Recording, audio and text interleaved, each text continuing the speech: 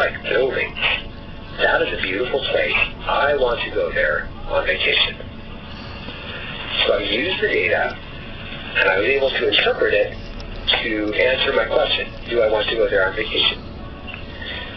So that's how I knew I had barely enough data.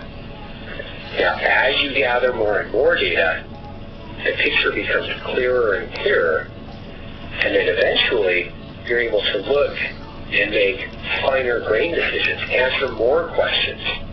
Now I can say, oh, you know those 3 hotels on the left bank, the nearest one has fascinating architectural features.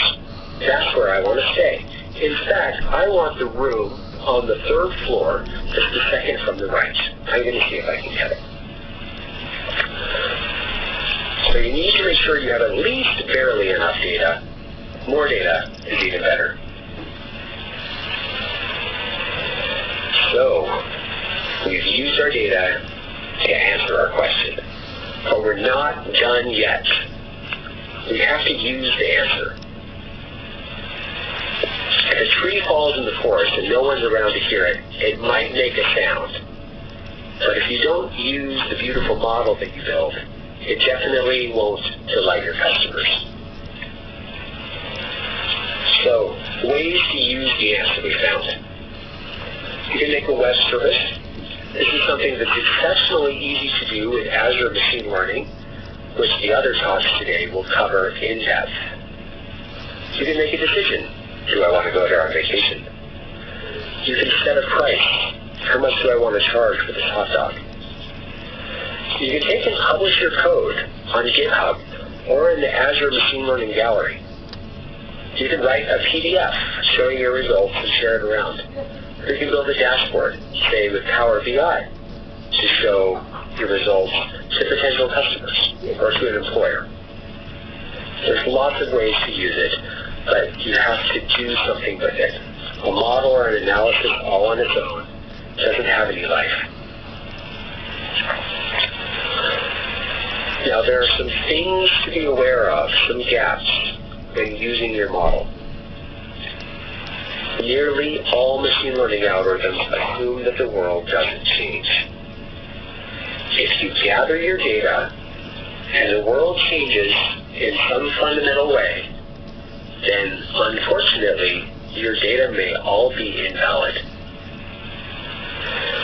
If I had gathered information on air travel right up until September 10th, 2001, and then tried to make predictions about September 15th, 2001, they would be completely wrong because the world changed fundamentally.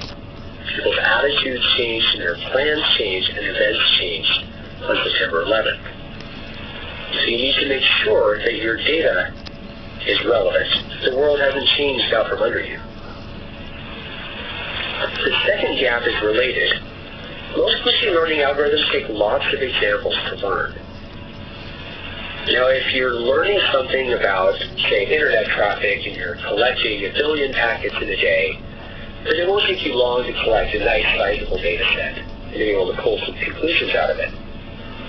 But if you're studying something like global climate change, and one data point is a single year, then by the time you've collected 10,000 data points, the world may have changed out from under you. Or the results of your analysis may be no longer relevant because all of the people and even all of the species that cared are no longer around to benefit from the answer. The third gap is that machine learning can't tell what caused what. So take this example. This is real data. We have the amount of cheese consumed in pounds per person each year compared to the amount of people, the number of people who died by getting tangled up in their bed sheets. And if you look at that plot, you can see there is a pretty close relationship. It would not be surprising to see this plot in a news article with the conclusion that cheese consumption causes death by bed sheets. Similarly, it wouldn't be surprising to see it in the next newspaper with the conclusion that people getting tangled in their bedsheets and dying caused their relatives to eat more cheese. Either one is plausible based on the data, but the data doesn't tell either of those stories. Machine learning can't tell what caused what. There's a third option, which is that these things are completely unrelated, causally, but just random chance they show a similar pattern. This is more than philosophical. Another example that you might be familiar with, you have a case of the hiccups. You're with your friends, and they start offering remedies. Eat a spoonful of sugar, drink 3 glasses of water, stand on your head, and you try these things in succession. Eventually, while you're doing one of them, your hiccups stop. A friend will say, see, mine works. If your other friends are clever, they'll say, no, mine worked, it just took a little while to kick in. In fact, you can't tell that from the experience. The data just shows that they're correlated, not that they're causally related. Now, this example seems trivial, but it's very closely related to our experience with economic recessions. There's a lot of different theories about what causes them and what ends them. And usually, successive leaders try different theories in different situations, and whatever they happen to be doing when the recession ends is given credit. But there's actually no way to know for certain based on that data alone whether it caused it or not. Another example, the name of the conference. Some things are just a coincidence. Now, these gaps are not showstoppers for us. We can close them with human insight and judgment. They're really good at making reasonable guesses without having enough information. In fact, we're so good at it that we will usually make unreasonable guesses even in the presence of enough information. But the upside of that, the survival value of that, is that even when we don't have enough information, we'll fill in the gaps, and we'll build that bridge, and we'll make that intuitive leap until the information catches up and can close it for us. And often it'll close it exactly the way we bridged it, but occasionally it'll surprise us and close it a different way. But the important thing is that not having the information doesn't stop us. So we listen to the data very carefully as far as it goes, and then go with our gut after that. So this is the complete cycle of using data to answer a question. When you're done, go back to the beginning, get more data, ask another question, and go through it all again. And I put together some resources related to each of these steps. Please take some time to check it out. There's a link from this video, and if you go down in the comments and check it out, you'll be able to get to the slides, which in turn contain all of these things. If you have any questions or comments, please email me, or reach out on Twitter, or on LinkedIn. I would love to chat and hear what you have to say. Thanks for listening.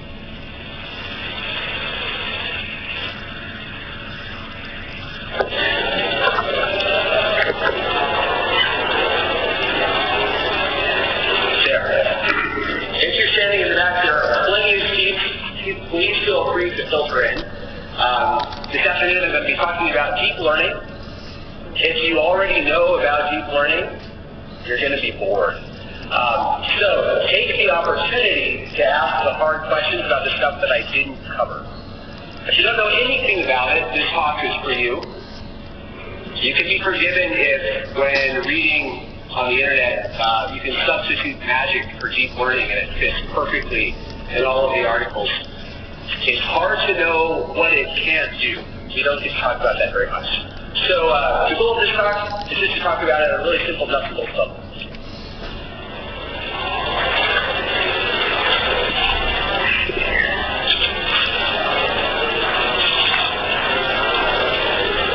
There we go.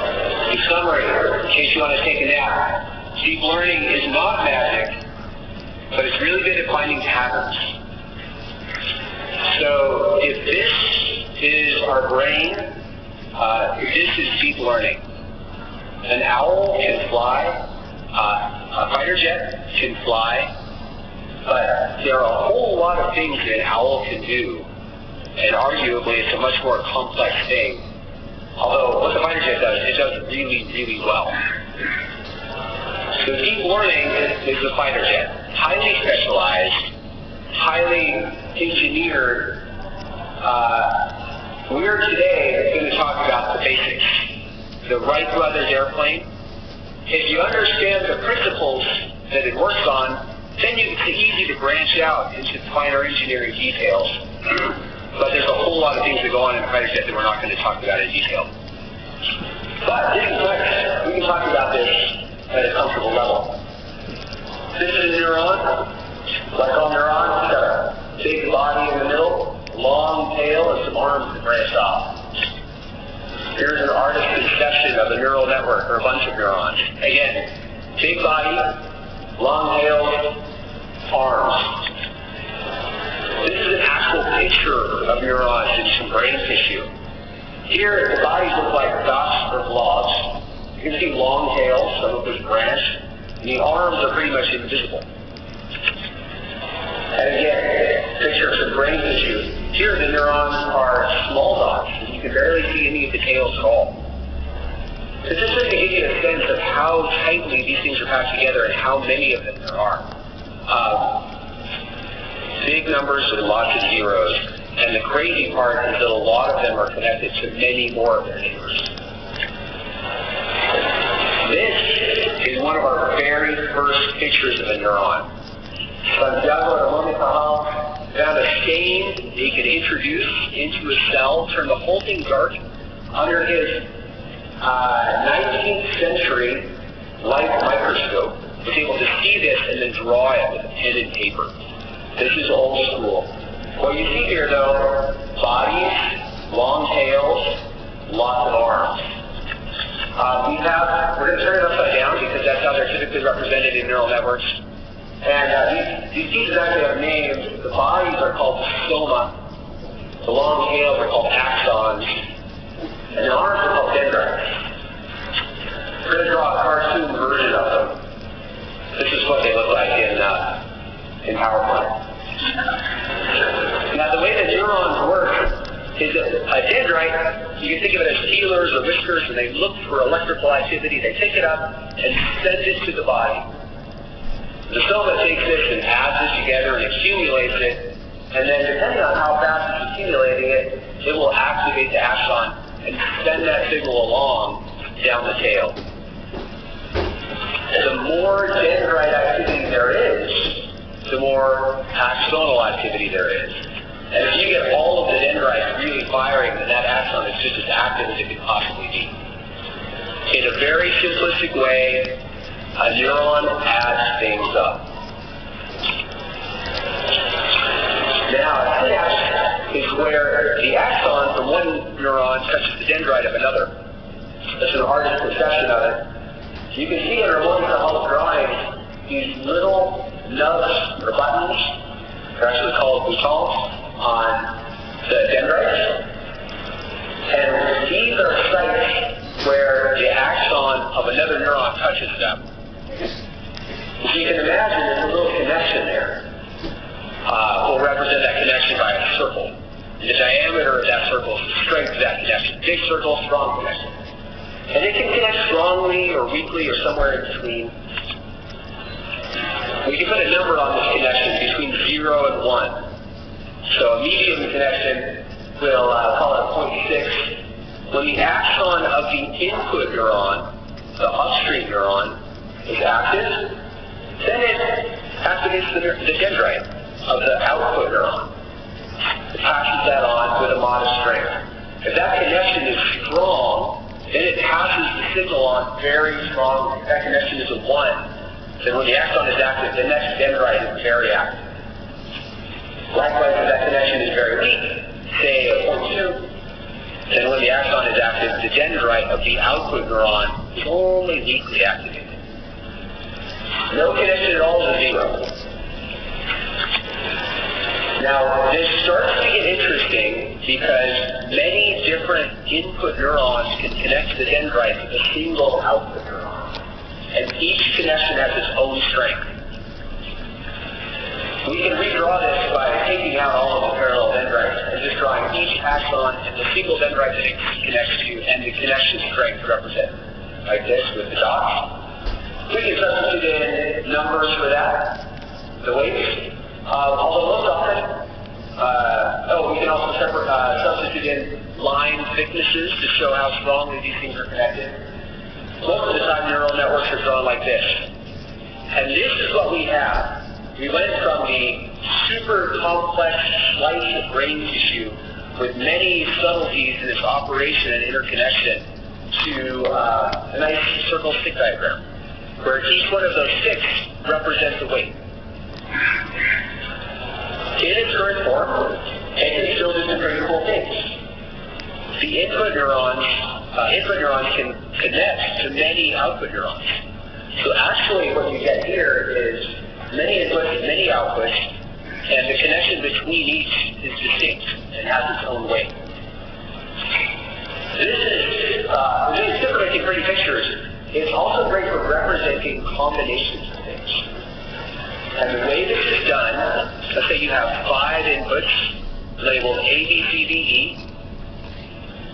In this case, this output neuron has a strong connection to A, C, and E, very weak connections to B and D.